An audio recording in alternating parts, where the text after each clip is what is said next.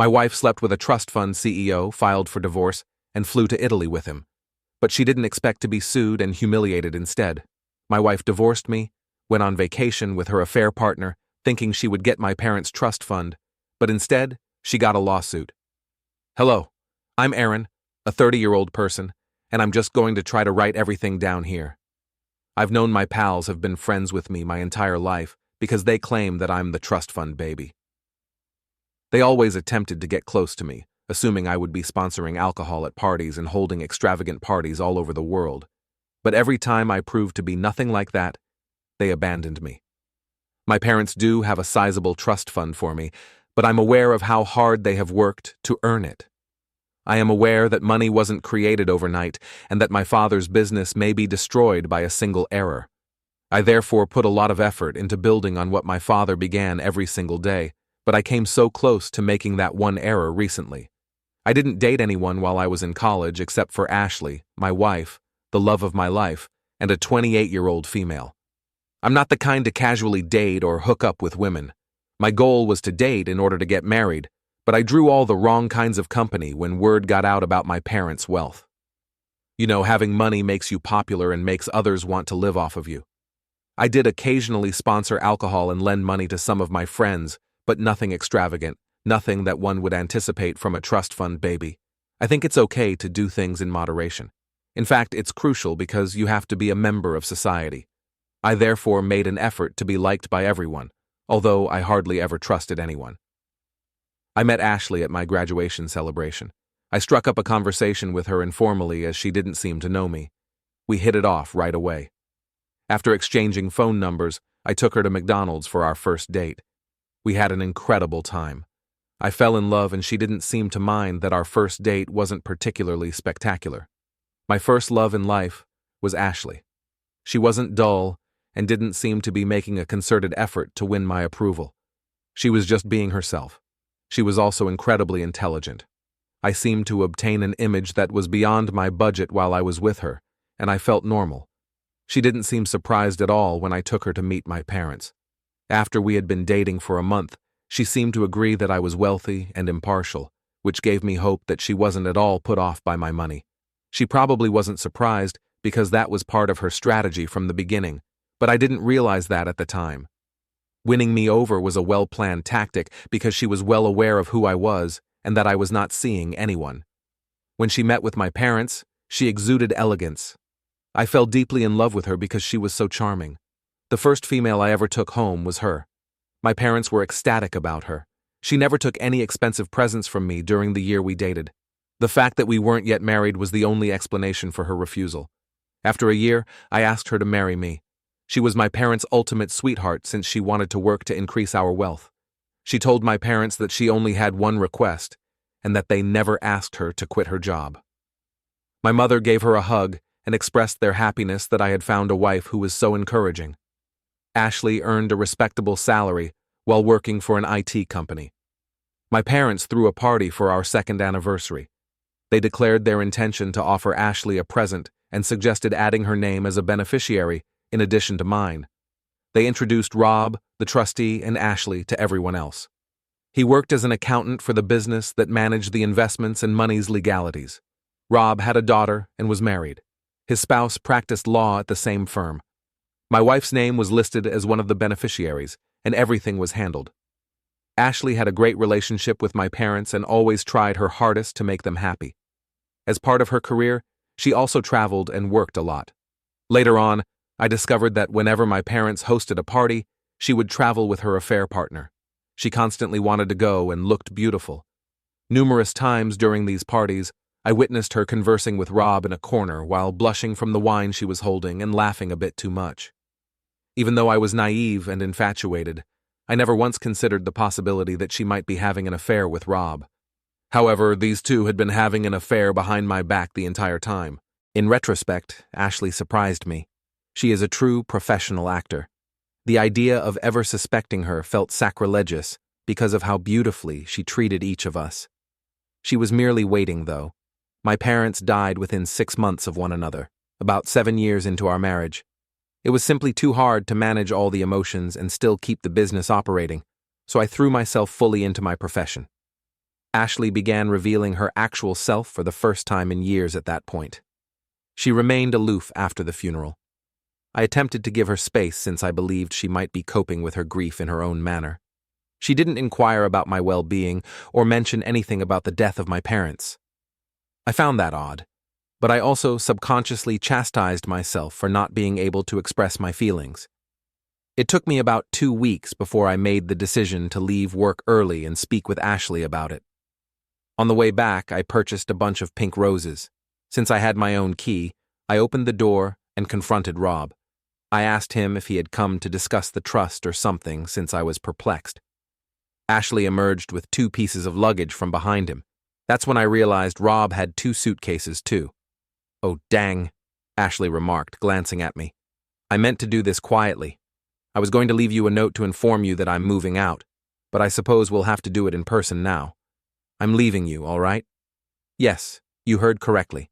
And yes, after we get back from our trip to Italy, I'll be moving in with Rob. Your parents ensured that I would receive sufficient funds to cover it. We're divorcing, then Rob will file for divorce as well. Don't look like a helpless puppy now. Are those flowers for me?" "Thank you, I'll take them. Goodbye." Before I could ask her to wait, they had already left. There was silence after I heard the motor revving up. My wife, of 8 years, abruptly left me. Is the phrase "the world crashing down in front of you" familiar to you? Well, that sums up my feelings. The best I could do was not leave the house for 2 days. I kept the blinds closed. Cup noodles and chilled meals were my only sources of sustenance. I was afraid of the silence, so I never switched off the TV. I had no desire to take a bath. Someone rang the doorbell on the 3rd day. I assumed they would eventually go if I didn't answer the door, but that didn't happen. Whoever it was pressed the bell longer and harder each time it rang. The ringing continued for several minutes after that. Someone was now hammering on the door. "I know you're in there. Open up right now," a woman's voice said. "I won't go until I have a little conversation with you." I assumed it was Ashley, but then I recalled that she and Rob were on vacation in Italy. I felt a new surge of melancholy at the concept. I dragged myself out of bed and began opening the door because the banging and knocking wouldn't stop. A woman with red hair wearing a 2-piece suit was waiting for me when I opened the door. It appeared as though she would eat my head off. "Your wife fled with my husband," she remarked. "It won't assist anyone to sit here and be a wimp. In 15 minutes, get up, take a bath, and enter the living room. We have a lot to discuss." As soon as I didn't answer, she opened the door, met my eyes, and said, "You stink, okay, Mom?" I said before I went to the restroom. I heard that she yelled back. I laughed in spite of myself. After my bath, I felt somewhat human again, and the living room looked immaculate when I got back. The kitchen was no exception. Rob's wife, Sandra, gave her introduction. She explained that she had been attempting to contact me at my workplace for the past 2 days, but was unable to do so, so she ultimately made the decision to come to my house. She was serious. What she was telling me was unbelievable. Sandra claimed that, similar to me, she was unaware that Rob was unfaithful to her.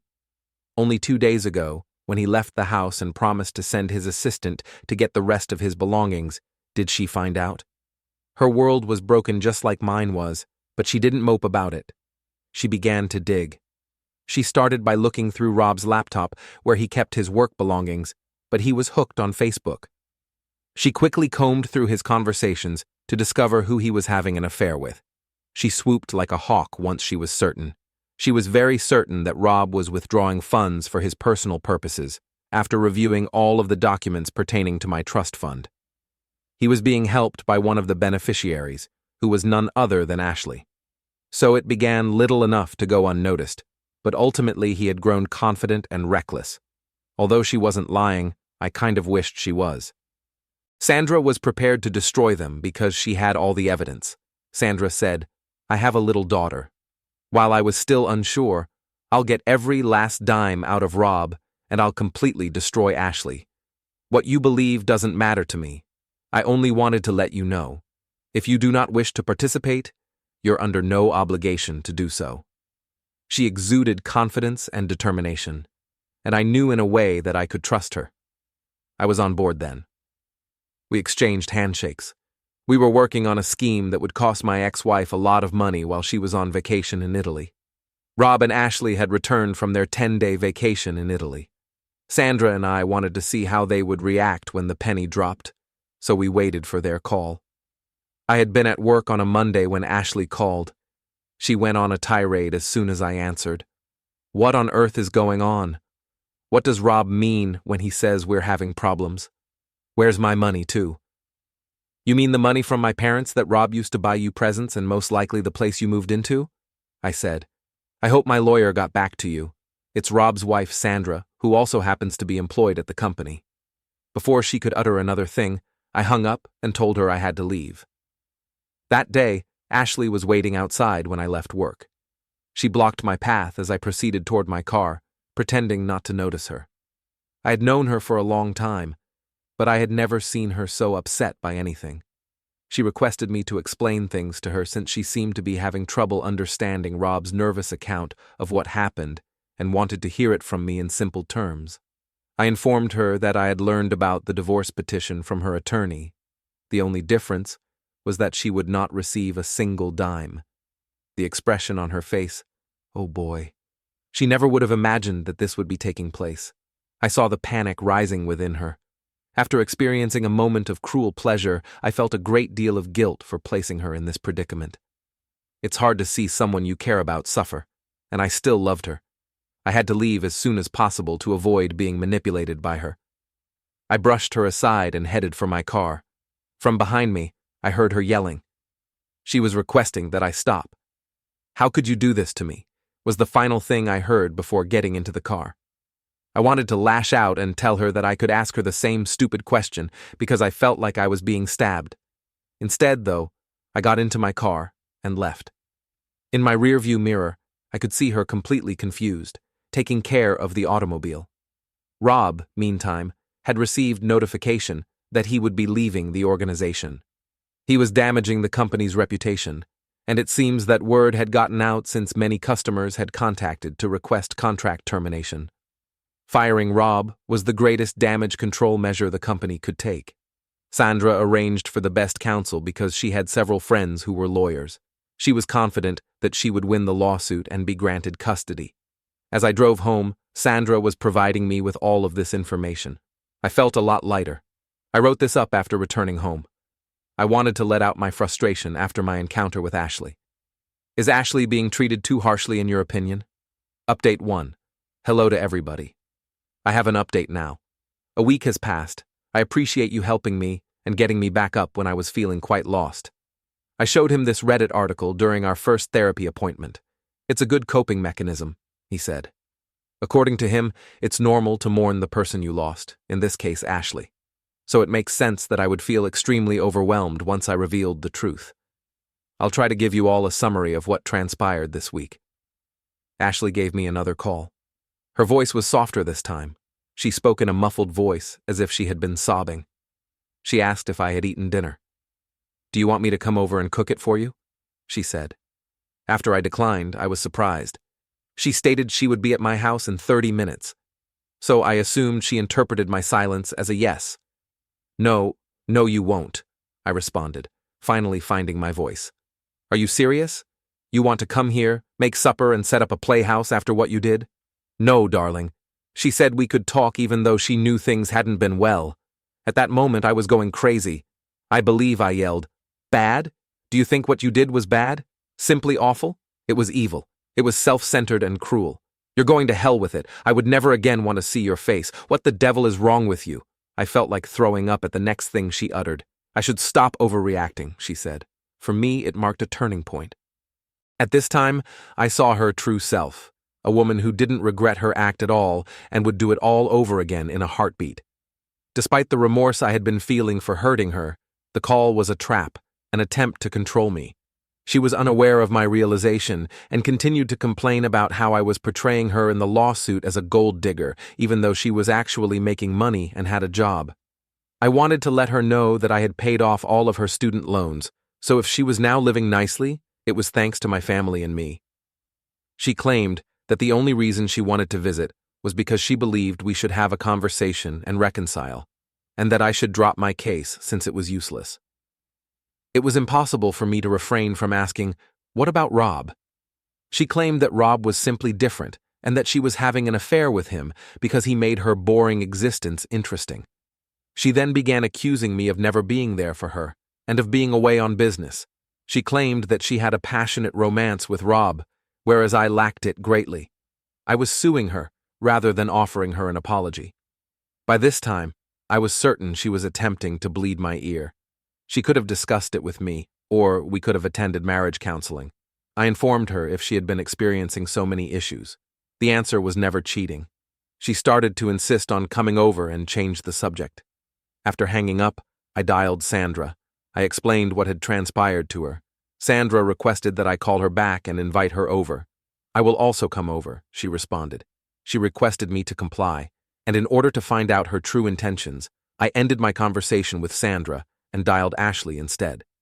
When she picked up, she sounded so arrogant. She claimed she would be there in 30 minutes and that she knew I would come around. Sandra arrived before Ashley did. There was not enough time for her to explain her plan, and I was unaware of it. She wanted me to make Ashley sit in the dining room after she went inside. Sandra stated that she would appear in this play in a special capacity. About 40 minutes later, Ashley arrived, and it was clear that she had tried to appear presentable. She did look nice. She entered, gave me a kiss, and started to go to the bedroom where Sandra was. I halted her and requested that she take a seat in the dining room. "But why, sweetheart?" she pouted as she turned to face me. "Was it easy for me to forfeit my rights? Was your affection so feeble, baby? Will you not stand up for us?" It was then that Sandra emerged from the bedroom. Ashley muttered something along the lines of, "What the hell?" as she appeared too astonished to talk. "Ah, finally, we meet the woman who is dating my useless husband, Rob, the cheater," Sandra stated with a smirk to Ashley. "You did indeed forfeit your right to the bedroom, I see." Ashley turned to face me and said, "How could you so simply replace me after stealing all of my joy? You're having an affair with Rob's wife. We owe a lot of money, and now we won't even receive the money from the trust fund. Rob is currently unemployed, and it's unclear who released the information. I could also lose my job. You're incredibly self-centered." "What do you mean we have debts?" Sandra interrupted. "Is it comparable to a joint loan? Are you withdrawing the money and assisting Rob and Miss B, or what?" Ashley swung around then. "Absolutely, I was. Rob has had my support from the beginning. Do you believe he could have organized such a thing himself? Of course I aided him. Not like you, wicked witch. You have treated him in a condescending manner. He chose me over you for that reason. Leave this place. When your husband is unemployed, how are you able to be here? Why in the world don't you support him and make a statement in his favor?" After giving me a charming smile, Sandra informed me that she believed I should send Ashley home. The task was completed. After receiving the signal, I held the door open for Ashley. Ashley hurled a barrage of insults at us as she walked out. What just happened?" I asked Sandra as she was leaving. Sandra winked at me after pressing stop on a tape.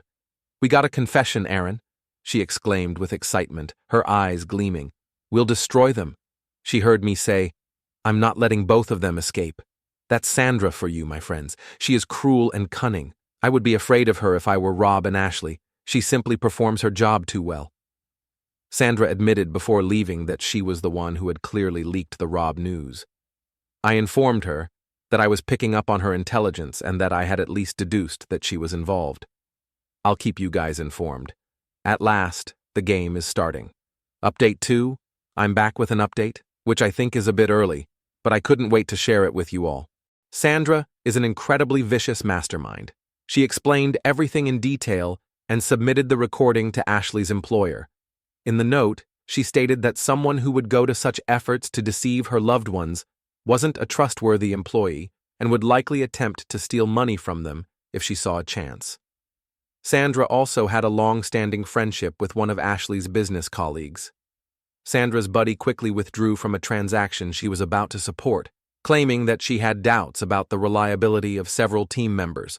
The agreement was therefore off the table. When Ashley's supervisor heard the news, he was completely distraught. To salvage the deal, they acted quickly and dismissed the offending individual. That's all. My ex-wife was abruptly let go from the corporation. Both of them are currently unemployed and in debt. Sandra informed me that she had been receiving constant calls from Rob. He began messaging her when she didn't answer. She disabled his number and urged him to stop bothering her. I'm having a great time right now, according to my therapist, who I've been seeing. Ashley ought to serve as a case study on narcissism. That was kind of amusing, LOL. After a long time, I burst out laughing. In any case, I'll update you all. Oh, did I mention that Rob had been arrested? Ashley apparently had to take money out of her savings account to cover his bail. Serves them well, LOL. For now, goodbye. Update 3. Sandra gave me a call this morning. She was enraged. Rob apparently rang her doorbell, intoxicated, early in the morning, and continued to abuse her. The entire incident was captured on her security camera. He tried breaking in when Sandra begged him to leave. Only after Sandra threatened to call the police did he go. The worst part of the entire situation was that Sandra and Rob's daughter, Emily, woke up as a result of all the noise. She witnessed the events and is now traumatized. Children typically suffer after divorce, but witnessing your father go drunk on your doorstep, yelling at your mother, and attempting to break into the house is an entirely different matter. Since then, Emily has refused to leave her room. Sandra needed to go to the police station to file a restraining order, so she asked if I could come over at such short notice. She was unable to hire a babysitter. I assured her I didn't mind and asked them to call me at work if they needed anything. Sandra went out the door as soon as I arrived. Since Emily hadn't even had breakfast, she advised me to offer her some food as she came out. I went to knock on Emily's room as soon as Sandra left. I got a pin and shattered the lock when no one answered. I have no idea why, but I was feeling suspicious. I was contemplating the worst-case scenarios during the stillness. I was unable to remain motionless while the youngster was in pain. There was no one in the room when I rushed in, and I was breathing heavily. Then I noticed a slight movement. Emily was concealed beneath the bed, with the exception of her hair. The 3- or 4-year-old daughter looked exactly like her mother and was staring at me with fear in her eyes. She stammered in terror and managed to ask me if Rob had sent me and if I was her dad's buddy. I got down on my knees and said hello. I explained to her that I was actually her mom's friend, rather than her father. At that, she appeared to calm down a little. She then began to stare out the window nervously and inquired as to whether her father had left. Since her mother was like a tigress and would do everything in her power to protect her cub, I answered that he was. At that point, she broke down in tears and confided in me about her fear that Rob would break in and harm her mother. I promised her I would never allow that to occur. In addition to losing a parent, this innocent child had witnessed what a terrible monster her father was, and I felt terrible for her. I persuaded her to play her favorite Disney film and come out. I served her some lasagna that I had warmed up. Sandra tells me that Emily was sleeping well on my chest and drooling into her favorite pillow when she returned. Emily clung to my legs and wouldn't let me go that evening when I was ready to go. She sobbed repeatedly before finally admitting that she was afraid Rob would reappear and leave her mother alone. When Sandra rolled her eyes at me, I stopped joking that her mother didn't need to be protected. I stayed the night because I knew it would be very hard to explain a restraining order to a youngster. Emily and I both slept soundly. Sandra served us delicious pancakes the following morning, and I left right away for work. That night, Emily made me swear that I would return to sleep at their place. Well, I suppose that's my life at the moment. Sandra's place is where I have to stay at night. Sandra has yet to find a good child psychologist despite her best efforts. I'll give you all an update following the initial hearing. Goodbye. Update 4, well, phew, I guess I haven't given you guys any updates in a while. The initial hearing has concluded. This is what a layperson like me has discovered. Rob and Ashley are completely cooked. Yes, brother, I do mean it. They're barbecue cooked. We have so much damning evidence against them that the matter is really closed. However, given the nature of courts, it is likely to take a long time. Sandra thinks it won't take more than 6 months. She also thinks that they will both be going to jail. Rob and Ashley will definitely not receive any compensation for the divorce. Rob is also required to pay child support. Rob and Ashley were unsuccessful in their employment search. I've learned that Rob works as a janitor at a local club. We witnessed Rob being assaulted by some loan sharks outside the court. For that man, things are looking bleak. He's done. He rushed to Sandra when he saw her outside the court and collapsed at her feet. We now know better, yet he persisted in pleading with her to take him back. According to Sandra's attorney, Rob won't even be granted visitation rights because the case is so strongly in Sandra's favor. Thank you for watching. If you haven't subscribed yet, please do so and hit the notification bell to stay updated with more shocking real-life stories happening around you.